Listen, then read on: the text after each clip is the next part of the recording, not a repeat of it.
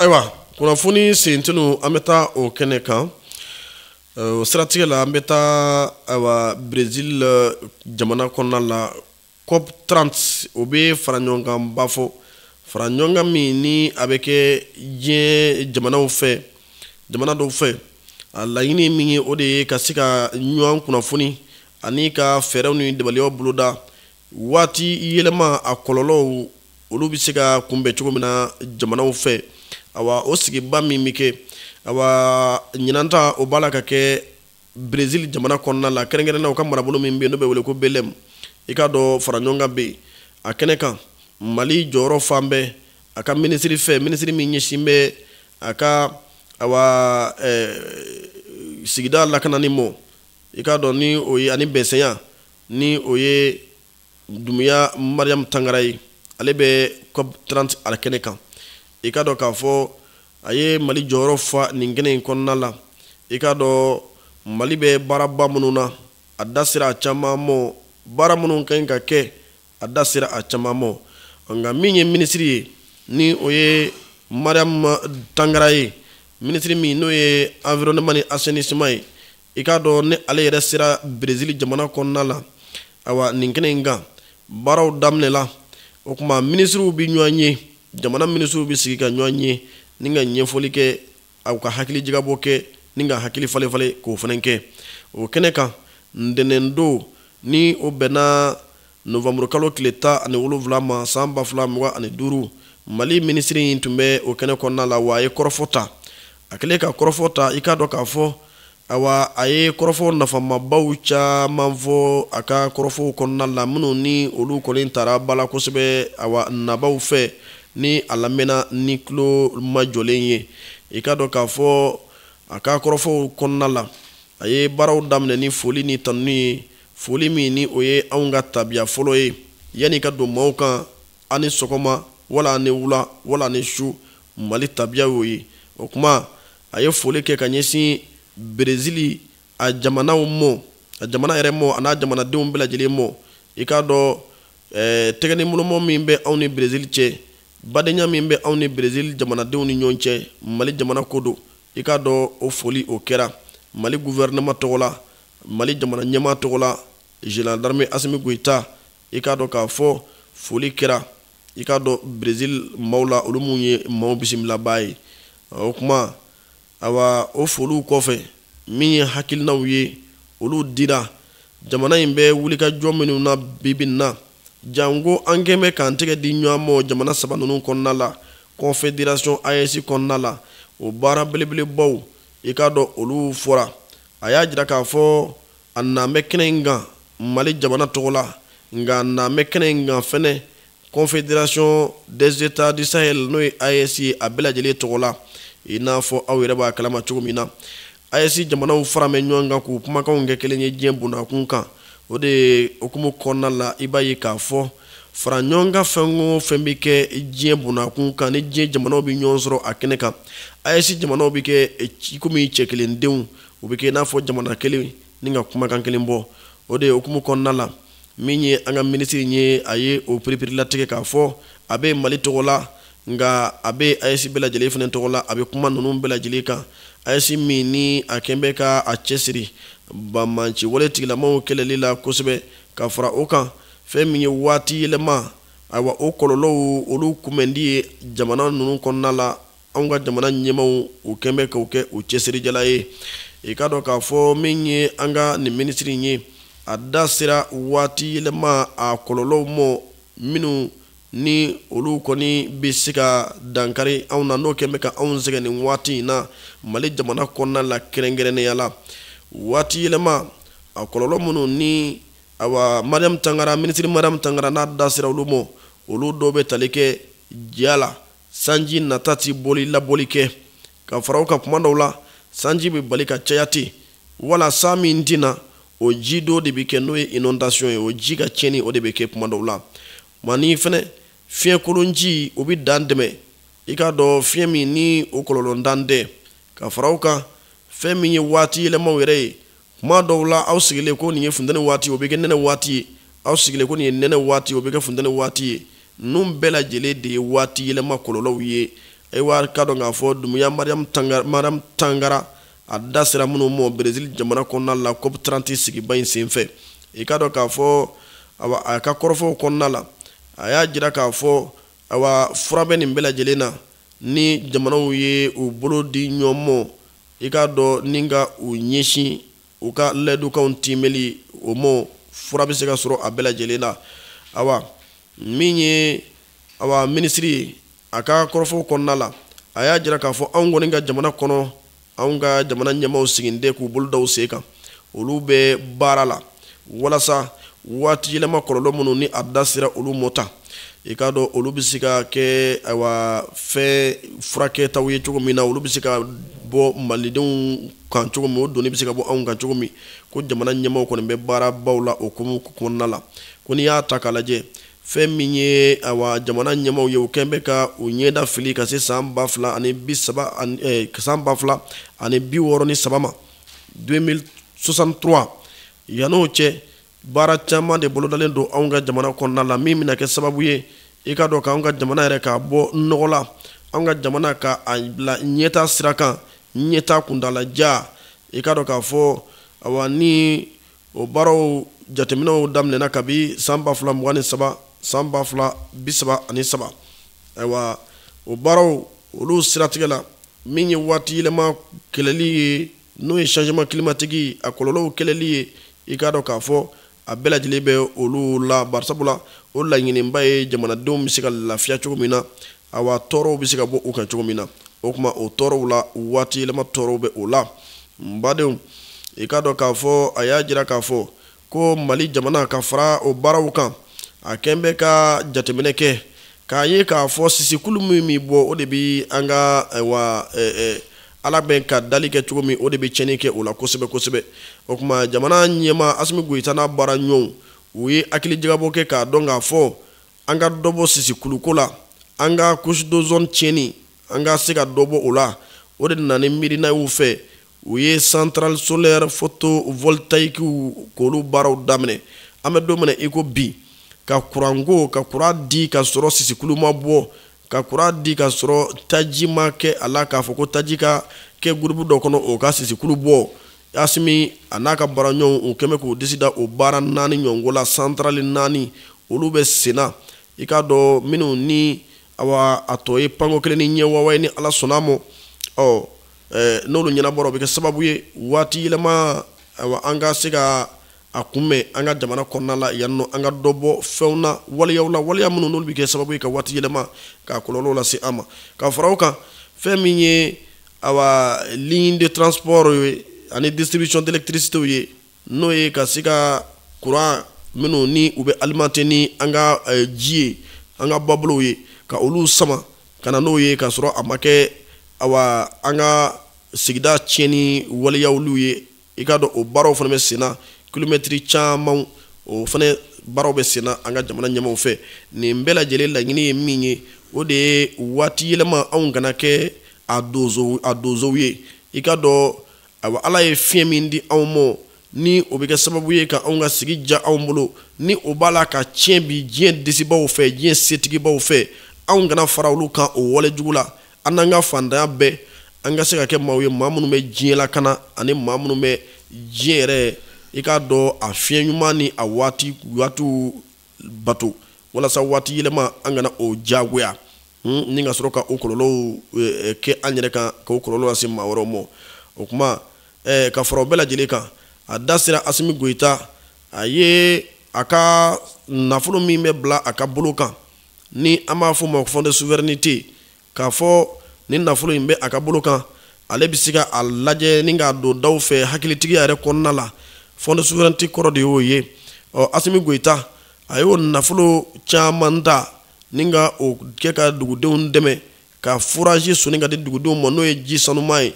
i k'a dɔn n'i ko waati yɛlɛma i ko ji ntanya o kuma Asimi Goyita hakili tora o la a ye ji bondo min da soni ka o dola da k'o di malidenw ma a nani bi cɛ madame Doumbouya Mariam Tangara ka fɔ la o bɛ taa se ji bondo 512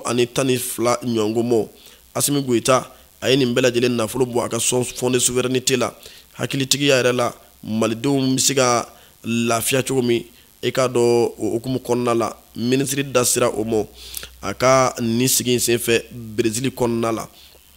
ayiwa ka fara o bɛɛ lajɛlen kan i k'a dɔn k'a fɔ a ye lɛdu timɛbaliya kumaw a y'o fɔ a y'a jira k'a fɔ ko sigi min kɛra Faransikaw fɛ yen n'o ye kɔpu min kɛra Faransikaw fɛ yen san 2015 ani min kɛra Banku san 2024 2024 ko lɛdu minnu taara olu kɔnɔna la ko lɛdu fana ma timɛ ko hakili jigin ka kɛ o la diɲɛ k'i ɲɛsin waati yɛlɛma ko mɔ jango kɛrɛnkɛrɛnnenya la u yɛrɛ ye lɛdu minnu ta u k'u jija o lɛdu ka timɛ o lɛdu dɔw bɛ tali kɛ fɛn minnu na o de ye waati yɛlɛma a kɔlɔlɔw gɛnni ka bɔ dugudenw kan musaka minnu kan ka don o da la o kan ka o lɛdu taara nka o kɛra kuma fɔlen ye ten fɔ bi ka fara o kan fɛn min ye waati yɛlɛma ye a bɛ tiɲɛni minnu kɛ olu nɔ la dilanni ani a bɛ gasi min se maaw ma o nɔ la dilanni fɔ ka se waati yɛlɛma yɛrɛ tɛ taa taabolo kuraw tali kɔ o taabolo kura ninnu minnu ni olu bɛ taa i k'a dɔn o baaraw fɛnɛ olu bɛɛ lajɛlen gulonnen bɛ lɛdu kan na a si ma bɔ sira fɛ i k'a dɔn a ye hakili jigin kɛ nin bɛɛ lajɛlen na o tuma minisiri madame Doumbouya Tangara a ka kɔrɔfɔw la belebelebaw olu de ye tali kɛ nin na Brésil jamana kɔnɔna la kɛrɛnkɛrɛnnenya la u ka marabolo min bɛ yen n'a bɛ wele ko Belém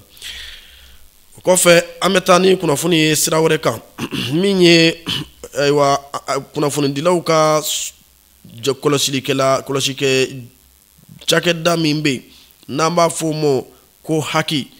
haute autorité de la communication ale de ye cakɛda ye cakɛda min bɛ kunnafonidi baaraw kɔlɔsi Mali jamana kɔnɔna la ani kunnafonidisow ka baara kɛcogo ka kɔlɔsi Mali jamana kɔnɔna la a ye kunnafonidi kɛ kunnafonidi min kɔnɔna la a y'a jira k'a fɔ ko a ye jateminɛ kɛ jateminɛ minnu ni olu yɛrɛ ye nimisako ye ale mɔ jateminɛ minnu ni olu bɛ tali kɛ waleyaw la waleya minnu n'o bɛ tali kɛ tɔgɔcɛnw la ka tɔgɔcɛnw ta ni ka ɲɛsin maaw ma maa minnu ni jamana ka lasigidenw don an ka marabolow kɔnɔna la ni olu bɛ ka u ka lasigidenya baaraw kɛ kɛrɛnkɛrɛnnenya la hakili bɛ ka laɲini min kɛ u la k'a fɔ marabolow ɲɛmaaw don o tuma a ye nin baara in kɛ hakili tɔgɔ la o baara in siratigɛ la lagosi bɛ ta ka ɲɛsin olu ma dɔgɔyamaw bɛ ta ka ɲɛsin olu ma kuma kalandanw bɛ fɔ olu ma hakili ko o de ti bɛn mɛnɛ wa o de nimisa bɛ ale la i k'a dɔn k'a fɔ a ye hakili jigin kɛ ka yira malidenw na u k'a dɔn k'a fɔ ko min ye jamana ka baara kɛli ye jamana ka lasigidenw fɛ an ka marabolow kɔnɔna la ni olu bɛ tali kɛ an ka gouverneurs ni préfets ni sous-préfets la k'i k'a dɔn ko yɛrɛsagokɛ tɛ koyi sariya y'a f'u ye de wa sariya b'a fanga d'u ma de sariya min bɛ yen i k'a dɔn ni o bɛ boli u ka baaraw yɛrɛ kɛli lahala kan ni o bɛ wele ko décret numéro 2025 0067/P-6 RM ka février kalo tile 13 san 2025 o de décret in bɛ a fɛsɛfɛsɛ a ka sigidama filanan kɔnɔ n'o ye article 2 ye ka fanga di ni marabolo ɲɛmaaw ma i k'a dɔn u ka baaraw kɛ i n'a fɔ u b'a la k'a kɛ cogo min o tuma n'a bɛ maa min kɔnɔ k'u bɛ yɛrɛsagokɛla i k'a dɔn k'a fɔ u ka baara minnu na n'u bɛ tali kɛ ni baaraw u ka baaraw kɛli kɔnɔna la u bilara la de wa sariya yɛrɛ de y'u bila la marabolo ɲɛmaa la ɲɛmaaw de don u bɛ jamana ɲɛmaaya jɔyɔrɔ u b'o fa an ka marabolo kɔnɔna la kɔrɔfɔ bɛ o de jira o kuma ko n'i y'a ta k'a lajɛ ko min ye kuma kalandanw olu fɔli u mɔ ani ka u kɛ kɛlɛfɛnw ye ko u ka baaraw kɔnɔna la k'o de ye sariya sɔsɔ ye o ye sariya sɔsɔ ye wa o ye dangarili ye olu yɛrɛ ka n'o ye an ka marabolo ɲɛmaaw ye u ka hakɛw la ko o min ni o tɛ se ka kɛ k'a fɔ k'i bɛ ewa beki hakilina fo no ye liberté d'expression ye ka iba fo ibo gloki baddo ilaningo bara nke ko ti bara benda e cogo shila hakiko ode okumu konnala awa kuma munun be ni dogoyalu do ni galon do kuma kalandaw do nube taka nyeshi ni manunu mo ikado no yanga marabolo nyemaw ye ko atibe abe kon wa bi akle jiginge fene bela jelena ikado ka fo awa mami ma ichike akuma nunu ye awale ya nunu ye ikado ko ikado ka fo ibala ka kiri daile ire pakun ye ningi ire do kiri kola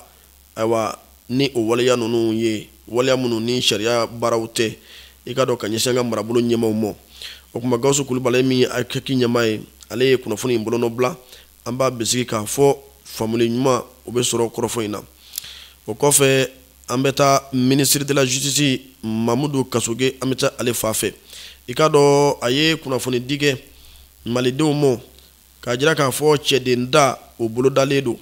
chede keme flanyango minu nolu ye kasobon minu me mali jamana kono olu koloshi bawuye olu chedenda obina damne ode okumu konna la ya jira ka fo chedenda mini abaro bina ke anywanda abike Bamako yande centre inikido ikado ka fo watini anatawla domi ni nywanda imike ona piripirila tege mawye anga san oche minye mawye mamunu be ni olu bisiga awa ni nywanda inge olu de fleni mamunu ni awa abefo diplôme mi ma ko diplôme de baccalauréat o ni obe obolo wala certificat d'aptitude professionnelle kapu no be obolo olu bisiga wala be clé ka kon awa nywanda nye ka farauka mamunu be ni o ka kene o golola nu bisiga barake choufe wo bisiga barake clefe olu funo misiku labe olu funo oye a condition doy ka farauka ikado mamunu be nu yere ba do ko sordasiya bara mi meke no e service militaire yoro matita mali bara labli ni ma service militaire ke okuma ni ba do ki kulo mangole ki tsu ke okuma ekote ni etsika sendo ni ma chedenta ina ka farauka ishi do mane kake sanda ani shekinye wa ishi chiale mba ukana teme samwa ani duru kan ikado ka be décembre kalo kile bisa mane kile ma angone sendo labli aywa minye sebe unyesa sebe munu ni olu nyini ne ndo fe ni abisi olu la be yani adoche to do ma prepare la tike folo nga abisi ka sebe munu na be ka be sisa o sebe on vleni minye demandi awere de be a sebe ka fo akadi awye awka sebe nga songa ke aka sebe una wala sa chedindai asenga do ala abe fo mako demande o demani abo sebe abulula atita sebe manjina de o sebe bulula ka tembru binani nani noro ola ikado abe sebe aba adresse mamina o de ministre Mamadou Kasoge yere ministre de la justice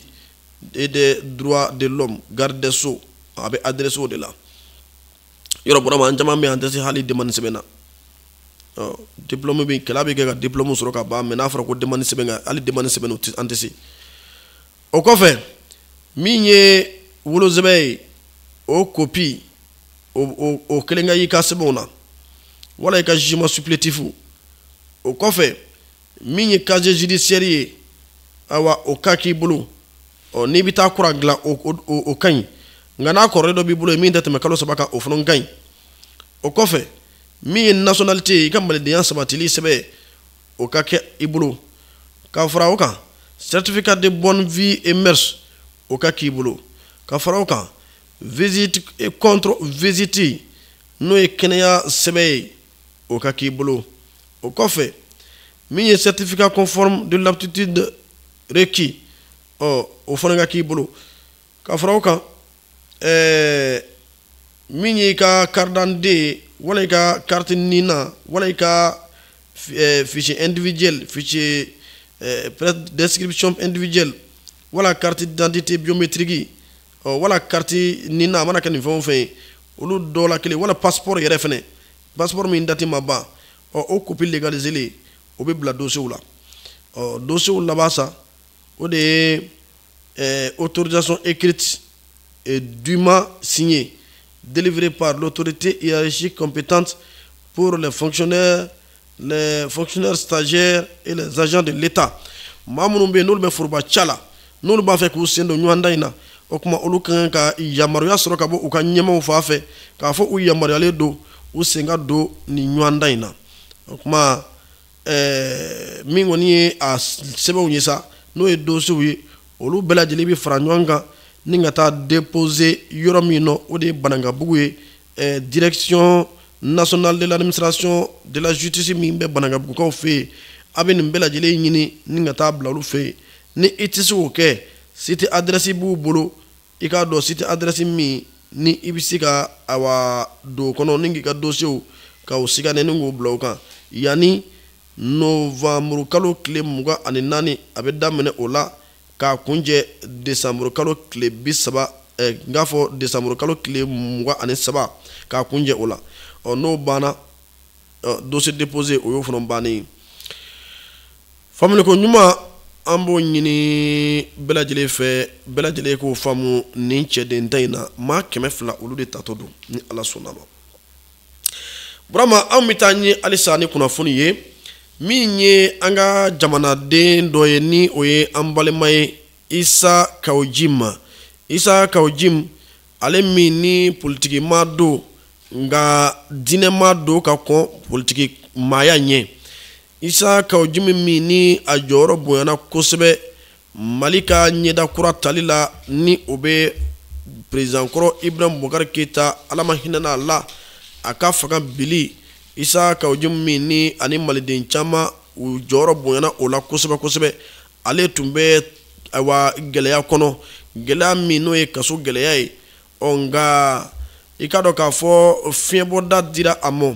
min ye ni novembre kalo in yɛrɛ tile 13 tɛmɛnen ye Isa Kawojim i ka dɔn k'a fɔ a ka kaso a y'a baara kɛ barisabula san 2 de kun dira a ma san 1 a b'o kaso kɛ san 1 dɔ in a b'o kɛ so u b'a jateminɛ o kuma o baara ninnu i ka dɔn olu de sabatira a ye san 1 a y'o dafa o kuma sibiri tɛmɛnen novembre kalo tile 13 sɔgɔmadafɛla na Isa Kawojim u ye a bila a ka taa ka denbaya la Isa Kawojim min ni faranjɛ fanga bɛ daminɛ waati min na ale de tun ye awa CNT min n'o ye député nɔnabila ye o jɔyɔrɔ 4nan tun bɛ a bolo Isa Kawojim min ni a jɔyɔrɔ bonyana M5 RFP la i n'a fɔ n y'a fɔ kuma la cogo min na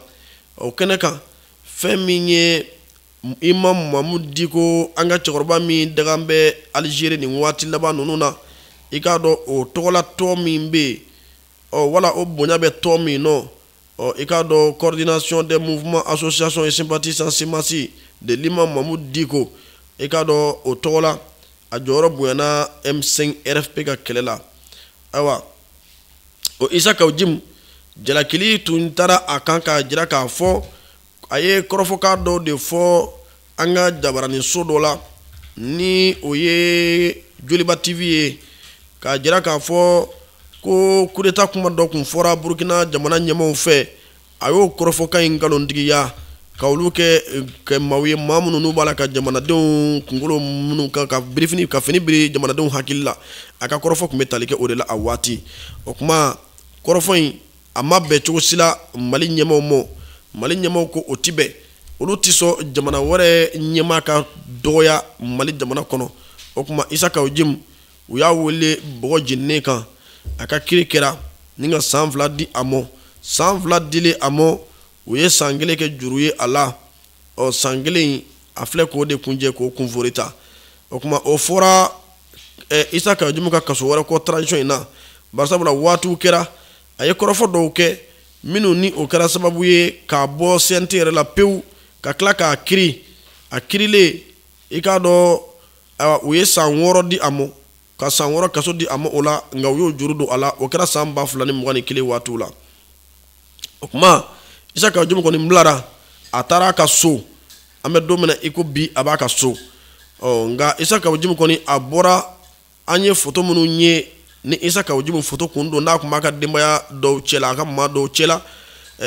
du maa dɔw kɔni cɛla jɔnko ala o photo in lajɛli ma diya anw ye kosɛbɛ parce que anw y'a ye Isaka Ojim a fɛ ka ɲana kosɛbɛ photo in kɔnɔna la an y'a ye k'a fɔ maa dɔ maa min i b'a ye k'a fɔ a sɛgɛnnen kosɛbɛ parce que a kɔni an b'a fɔ ten a kun fasara dɔɔni nka ka balo i ka denbaya kɔ a ma nɔgɔ Isaka Ojim bɔra ma Isaka Ojim ye responsable de responsable ba de don ni maa min tɛ Isaka Ojim dɔn wallahi kɛ nka dɔn k'a fɔ c'est un responsable munna m'a fɔ c'est un responsable ne yɛrɛ kun t'a kalama dɛ mais Isaka Ojim an ka kunnafoniw y'a jira k'a fɔ muso 3 de b'a bolo muso 3 tigi de don ka fara kan den 29 yɔrɔ o ye responsable ye dɛ n'o tigilama kɔni bɛ corona k'a ɲɛti da a musow kan muso 3 den 20 kɔ hali ni tɔɔrɔ wɛrɛ t'i la o kelen bɛ maa fasa dɛ o kuma Isaka Ojim an bɛ nisɔndiya a fɛ ka a ɲini Ala subhanahu wa ta'ala fɛ ka so tɔ ye san 1 min ye n'o juru bɛ don a la o kɔnɔna la Ala kana to kunnafonidilaw k'a nɛgɛn k'a bila kuma la parce que nin waati in na an tulo b'a la dɔ bɛ k'a fɔ a bɛ kuma bilen wa yala a b'a daminɛ de wa a bɛna a da di wa a bɛna kuma wa hey an kɔrɔkɛ Isaka Ojim kana kuma o ye anw ka ladilikan ye ka d'i ma i ma tila i ka kaso la san 1 dir'i ma san 1 juru b'i la a san 1 in kɔnɔ i janto i ka denbaya la i k'i janto i yɛrɛ la i k'i janto i ka jamana la Mali la ni seko ni damayira ye nka kana i yɛrɛ bila samasamali la ni maa si ye Mali mɔgɔ tɛ samasamali la sisan i kɔni bilara a diyara anw ye wa an bɛ dugawu kɛ Ala k'i kisi a tɔ a ɲɔgɔnna wɛrɛ ma Ala k'an bɛɛ lajɛlen kisi ni ko ni binjini ma ban ko ndɔn kana taa ndɔn sana fo o tɛ ko in ye sa wa kuma ni i bɛ ka kuma dɔ ka kaso la don ko kuma fɔ ko kuma de y'a to o taara kaso la e yɛrɛ ye kumakɛla ye i tɛ dugawu k'i yɛrɛ ye an bɛ dugawu kɛ ɲɔgɔn ye de an bɛ dugawu kɛ ɲɔgɔn ye k'a ɲini malidenw fana fɛ an ka kuma dɔw la an ka jini k'an ka ɲɛmɔgɔ ji la tiɲɛ yɛrɛ la an ka kaso ko ka ca nin waati laban la kojugu dɔɔni kaso an k'a jateminɛ Mali danbe tɛ nin ye koyi kiiritigɛlaw t'a k'u yɛrɛ ma o an de bɛ taa s'u ma ye kuma bɛɛ anw de bɛ taa girin ka taa kiiritigɛlaw fɛ yen ni an taara kiiritigɛlaw fɛ yen olu fana n'a u ka baara kɛ olu sarali don de kama mais ne ma taa kiiritigɛlaw fɛ yen ni Kulibali ye a ye a yɛrɛ autosaisi a dɔw la n'an ye Kulibali deli a bɛ sɔn nka ni maa taara Kulibali fɛ yen ko ka taa dama kasi ne taara Kulibali deli n'o tigi ma sɔn Kulibali bɛ kuma Kulibali bɛ o tigi ka hakɛ kɛ cogo di an ka ɲinɛ Kulibali kɔ kuma dɔw la an ka kow kɛ malidenya kɔnɔ ni min sera i ma ma Isaka Ojim ta in fɔ dɛ mais profiter de ka ladilikan di ni min ye ko kɛ min na ni i dɔgɔnin tɛ i kɔrɔ don wala ni fa tɛ i dɔgɔnin min mana ko k'i la réseau kan n'a ma ji ye a yɔrɔ ɲini i k'a tulo sama a ka woro sa a bɛ woro san ka d'i ma ka tila k'a sigi a ka bɔlɔlɔ kan k'a yafa deli fɛ a tulo samalen kɔni o de ye malidenya ye nka n'an y'a bɛɛ kɛ plainte ye Mali bɛ bɔ a tabiya kɔnɔ dɛ o kuma o ladilikan bɛ n bolo k'a fɔ Ala k'a faamu ko ɲuman nɔgɔya Burama an bɛ taa ɲɛfɛ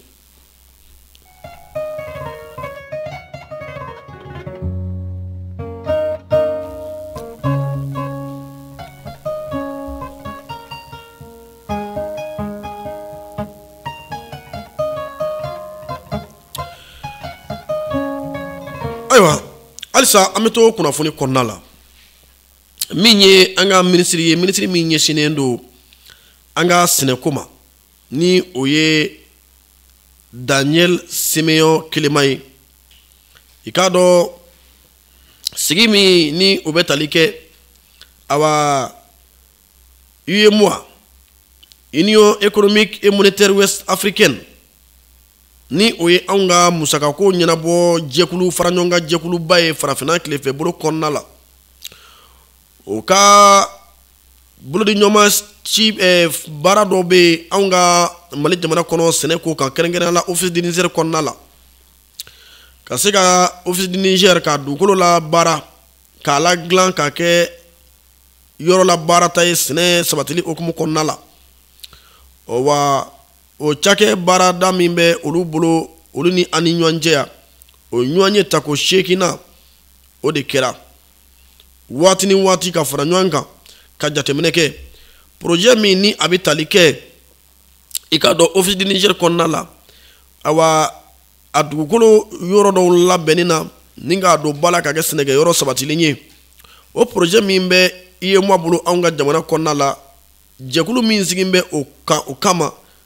ikado ko koloshi olu ka sigibe ke soneso o sigi tago shekina ikado o de kera ndenen demene ina novembre kalo kletan wolo vla samba fla mwa ane duru mi nyema ya tumbe ministry bulo ministry mi nyisimbe anga Seneko mono e Daniel Simeon Kilemaye mbadu ikado ka fo awa iye mwa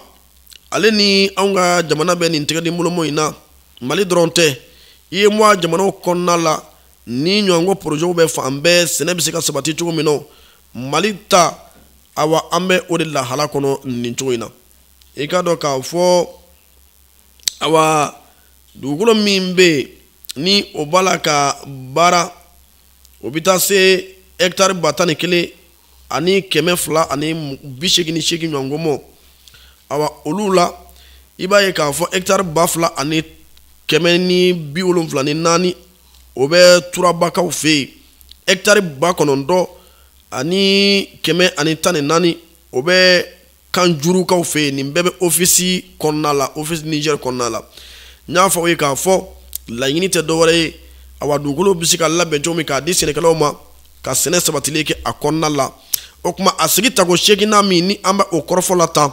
akene ka uyu bamba fe mununga ode sigita go wolo vlana mi ngera ka koninye awa minun kun bara munun kun buloda ola o bara munun sraka sabati bara munun masika sabati maje munun kera o bara ola uyu sigininga akili jagaboke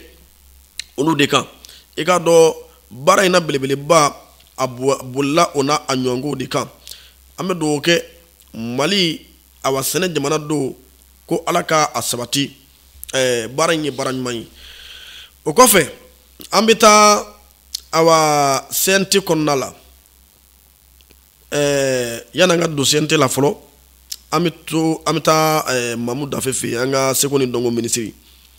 songo dongo ni seko ministry Mahmoud Dafe ikado ale ma bisimila mami ni obe talike lasigedena anga jamana kono almay jamana togola ikado ale togo koroni na frisike ibado almanga burama particularité dobe alela mo fengo fembe almanka na bebi fo abebi prononcer nyebala ko kori ni anga amake français amava ko docteur Corina mais allemand ve n flaté wa CORIDNA o kori ne o de be fo ka kla ka na info ne nti omide o lu fe lettre ti omi quoi lettre bebi fo awo docteur Corina friseke ba fo to bi kan a frisé c'est me fo friseke donc olu be mu be de prononcer pour que kasi ko ka prononciation sabati alors ale de la sigi denye almay tola Mali jamana konnana yanno ewa abisimilara anga ministre mi nyesine do sekoni dongoma no ye Mahmoud Dafe ne ka torba ra to ne ka torba to abenne kan Mahmoud Diko mi na fasa ko Mahmoud Diko torba to ka lafia Algérie Mahmoud Dafe ale yanga ministrier mimbe sekoni dongo kuna ikado ka fo abisini ayini mai ni bisimila ni sigi nyira be talike fe mina kosebe o de jenyonya mimbe awni almay jamana che sekoni dongo sabatilila sigi akunde oye anyonyi kumbade oye wa uka sigi konala uka korofo bolla odeka sekoni dongo sira mimbe awni almay jamana ani nyonche uka korofo bolla oka obe ahagili jigi awa sekoni dongo awa sira mimbe ani almay che no dombe oye projet dongo ani mayai projet dongo ni maya oye chamanvo oka ka fara oka feminye kuma nyonya e a sabatira jamana fly ni nyonje aywa sekoni dongo sabatili okumu konna la fan fly mbela jele fe badu ikado ka fo oye udase asimi goitaka wole ya bama sekoni dongo nasira kan o ti dɔwɛrɛ jamana in ɲɛma Assimi Goïta a ye ɲinansa in ta ni k'a kɛ Seko ni Dɔnko san ye o kɛra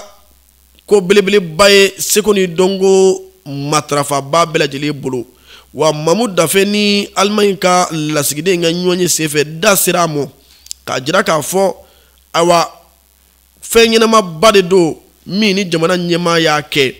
ni a bɛ jamana Seko ni Dɔnko sabatili ani ni kura fiyɛli jamana Seko ni Dɔnko la ni a bɛ o jira aw laɲini ni o de ye o ye ka bɔ jamana ɲɛma yɛrɛ fan fɛ ni o ye Assimi Goïta ani a ka gouvernement maaw ye o kuma Allemagne ye anw ka partenaire ye Seko ni Dɔnko anw ka jɛɲɔgɔn ye Seko ni Dɔnko okumu kɔnɔna la ale yɛrɛ ye baara in a y'a ɲɛ kofɔ k'a fɔ a kɛra baara ɲuman ye Mamu Dafe ale min ye ministre ye awa Seko ni Dɔnko la anw fɛ yan a ye Allemagne jamana lasigiden a ye a kunnafoni a k'a dɔn k'a fɔ biennale n'o bɛ Seko ni Dɔnko kunbɛnba min bɛ kɛ anw ka jamana kɔnɔ marabolo ni ɲɔgɔn cɛ i k'a dɔn o labɛn bɛ Mali jamana kɔnɔ Mali région dɔ kɔnɔ marabolo dɔ kɔnɔ marabolo min yɛrɛ bɛ yen n'i y'a to a fɔ dɔrɔn ale yɛrɛ ye Seko ni Dɔnko de ye n'o ye Tɔnbɔkutu ye awɔ n'i ko Tɔnbɔkutu dɔrɔn i yɛrɛ ko fɔlɔ ko Seko ni Dɔnko o kuma ɲɛna biennale ni biennale caman tɛ kelen ye o kuma o kunnafoni dira Allemagne lasigiden ma k'a fɔ a bolodalen don ka bɛn décembre kalo nata tile 18 ni k'a kuncɛ a tile 28 o kunnafoni dira awa Allemagne ka lasigiden ma ni k'a fɔ awa n'a tɛ ci wɛrɛ la ka taa an ka o kɛ ɲɔgɔn fɛ o kuma do n'a ye Mamu Dafe fɛ Allemagne y'a ci kana lasigidenya baara mun na Ala k'a dɛmɛ awa o ka sabati a bolo bɛɛ ni kelenya ani ɲɔgɔn faamu kɔnɔna la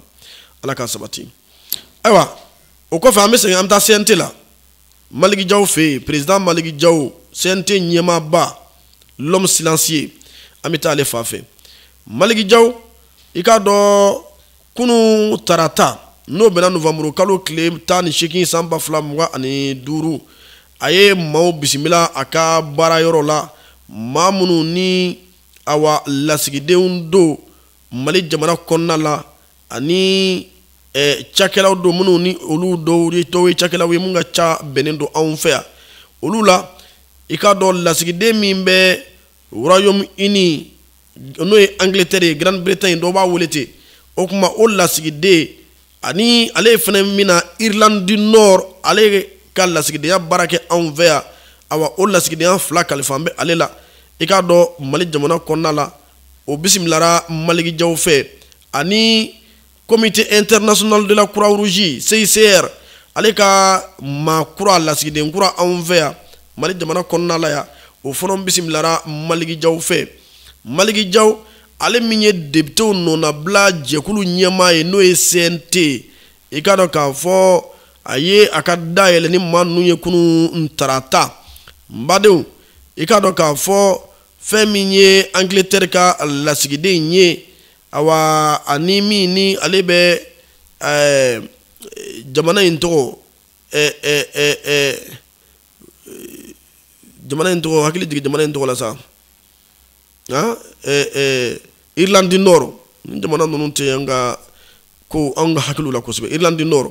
o lasigiden ani Grande-Bretagne lasigiden o fɔlɔ de bisimilara olu fɔlɔ de bisimilara fɔlɔ awa ni ka u nakun fɔ ladilikan min kɛ ka d'u ma ni k'o ladilikan d'u ma ayiwa ni ka sɔrɔ ka a kuncɛ ni Comité international de la Croix-Rouge CICR ale ɲɛ fana ka lasigiden kura ko o fana o bisimilali ye Maliki Jaw fɛ jɛɲɔgɔnya min bɛ Mali ni jamana ninnu ni ɲɔgɔn cɛ u da sera olu ma min ye Grande-Bretagne ye ale lasigiden ale kɔni y'a ka nisɔndiya jira k'a fɔ Mali sigi kɔni ka di ale ye kosɛbɛ wa ale nisɔndiyara kosɛbɛ min ye CNT ɲɛmaa ye a kɛli k'a ka dayɛlɛ ale ye i k'a dɔn o nisɔndiya a m'o dogo a y'o jira a ko CNT ɲɛmaa ka ale bisimila o diyara ale ye kosɛbɛ a bi ale yamaru ale ka malidenw bɛ jija min na résilience malidenw b'o min na a k'o foli kɛ malidenw na nin waati gɛlɛma in kɔnɔ an bɛ waati gɛlɛma min kɔnɔna la a k'a dɔn k'a fɔ fɛnɛ Allemagne jɔyɔrɔ ye fɛn o fɛn ye i k'a dɔn a n'o kɛ an ye waati gɛlɛn ninnu kɔnɔna la ayiwa olu kibaruyaw a y'olu di olu ye diplomatie la kogo ye n b'a dɔn min ye Croix Rouge CICR ale ɲɛmaa ye sa ale bisimilara fɛnɛ malikijaw fɛ o baaraw kɔfɛ olu minnu bɛ dɛmɛ kɛ ka ɲɛsin jamana ma o ɲango maa tɔɲɔlenw maa minnu bɛ yen ni ko maa tɔɲɔlenw maa minnu bɛ yen ni kɛlɛ kɛ bɛ kɛ mɛ ka kɔlɔlɔ b'u kan wala dɛsɛbaatɔw CICR de jan bɛ olu la kosɛbɛ kosɛbɛ o kuma u ka kɔrɔfɔw fana sigiw a belebeleba a bolila o n'a ɲɔgɔnkow kan CICR bɛ baara minnu na anw ka jamana kɔnɔ ani baara minnu bolodalen bɛ CICR fɛ anw ka jamana kɔnɔ ninnu kɛra kɔrɔfɔw la belebelebaw de ye minnu ni u ka kɔrɔfɔw bɔra olu kan an bɛ a ɲini ala fɛ u cira baara min na Mali jamana kɔnɔ ala ka sabati ala ka u ni Mali jamana kanbɛn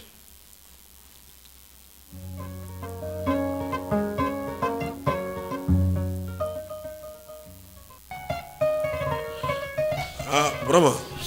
kunnafoni ka ca bi waati ma kunnafoni ka ca bi waati ma